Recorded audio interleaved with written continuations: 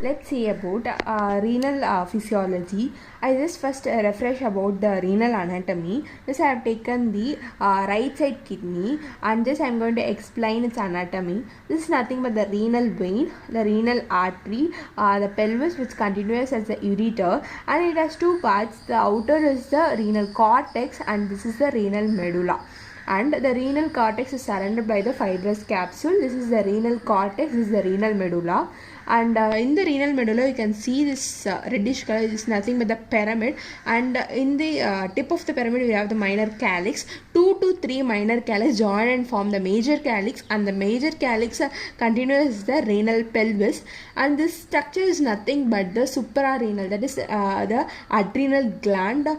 As I said, this reddish is the renal pyramid. Just zoomed one is this one, and this is the renal pyramid. Just imagine that this one. This red color is the renal pyramid, and it has nephrons.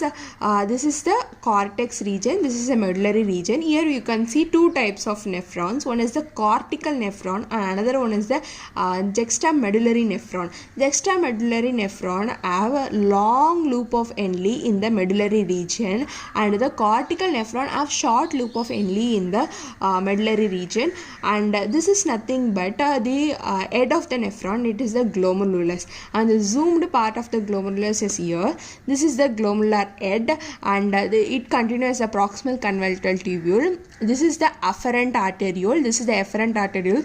Tuft of capillaries is nothing but the glomerulus, and this yellow color is nothing but the glomerulus covered by the Bowman's capsule, and inside is the artery is present, and these cells covering the glomerular capsule is the parietal cell, and this is the proximal convolutus tubule is covered by the cuboidal cell which have microvilli on its top. So the cuboidal cells with the microvilli is lining the proximal convolutal tubule.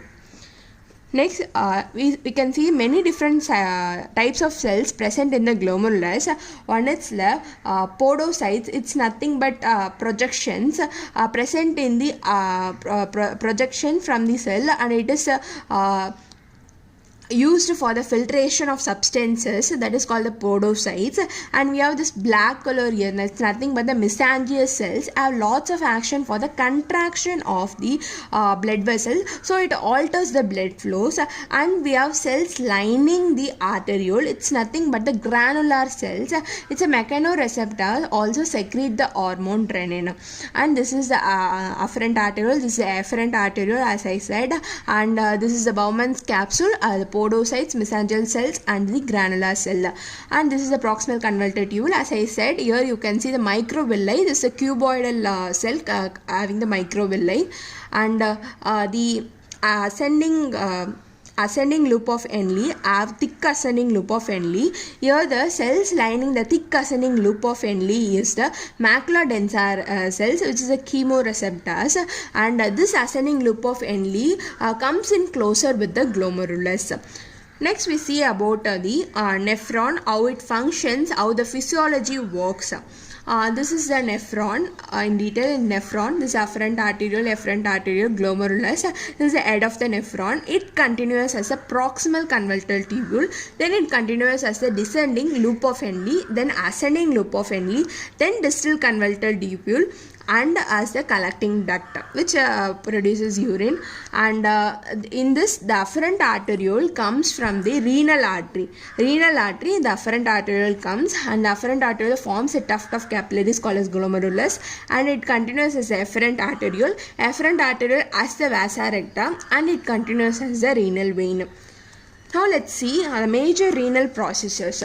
There are 4 major renal processes. See, the glomerular filtration, then tubular reabsorption, then the tubular secretion, and the excretion. The urine production is nothing but amount filtered, that is the glomerular filtration, amount filtered minus the amount reabsorbed. That is, amount reabsorbed is nothing but from the renal tubule, that is selectively moving substances from the renal tubule get back into the blood, that is called as the amount reabsorbed, plus the amount secreted, that is from the blood vessel substances are secreted into the a tubule equal to the amount of solute excreted. Functions of the kidney, it functions as regulation of extracellular fluid volume and the blood pressure, and regulation of osmolarity, and the maintenance of the ion balance, homeostatic regulation of the pH, and excretion of waste as urine, and production of hormones like erythropoietin and gluconeogenesis at the time of starvation.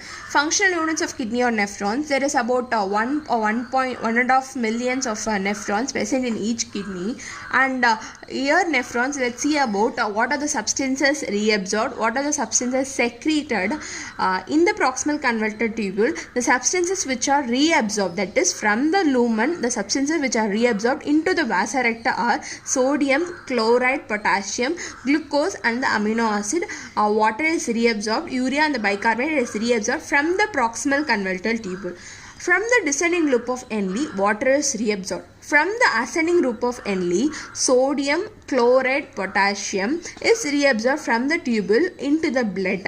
And from the distal converter tubule, sodium, chloride, potassium, calcium, magnesium and bicarbonate is reabsorbed from the tubule into the blood. And from the collecting duct, sodium, chloride, urea and water is reabsorbed from the collecting duct into the vasa recta. The substances which are secreted from the blood into the tubule is called as tubular secretion. And in the proximal converter tubule, creatinine, drugs and hydrogen ion is secreted back from the vasa recta into the tubule. And in the distal converter tubule, hydrogen and potassium is secreted back from the vasa recta into the tubule. Through transporter, the sodium is reabsorbed and potassium is secreted back. In the proximal converter tubule, the substances absorbed from the lumen into the vasa recta or sodium, the glucose and the amino acid gets absorbed into the vasa recta, and here the sodium and the potassium gets transferred by the sodium potassium ATPase, and the sodium gets reabsorbed and potassium in bags gets secreted, and here the hydrogen ion combines with the bicarbonate ion and forms a carbonic acid. In the presence of carbonic anhydrase enzyme, the carbonic acid gets break down into water and carbon dioxide, which diffuses. That is, carbon dioxide is a gas, so it diffuses passively, and water is present in the cell. So water plus carbon dioxide produces carbonic acid. Same in the presence of carbonic anhydrase enzyme, Ca enzyme, it breaks down into bicarbonate and the hydrogen ion. Here the bicarbonate is a sodium dependent, so it gets transferred and it gets reabsorbed into the vasa recta. Next, move on to the ascending loop of Henle. In the ascending loop of Henle, three substances get reabsorbed from the lumen into the vasa recta. It's nothing but 1 potassium, 2 chloride and 1 sodium ion gets transported, and here the potassium and the chloride ion gets transported through a transporter, and the sodium ion with the help of the ATP, that is the sodium potassium ATPase, it gets transferred and the potassium gets secreted from the vasa recta passively into the vasa recta through the ATPase, and here from the cell into the lumen it gets passively enters the lumen. The distal converter tubule, as I said, sodium, chloride, calcium, magnesium gets reabsorbed from the tubule into the circulation. See here, from the lumen, the sodium gets reabsorbed with the transport of chloride. Sodium gets reabsorbed into the vasa recta, and here it is dependent upon sodium potassium ATPase.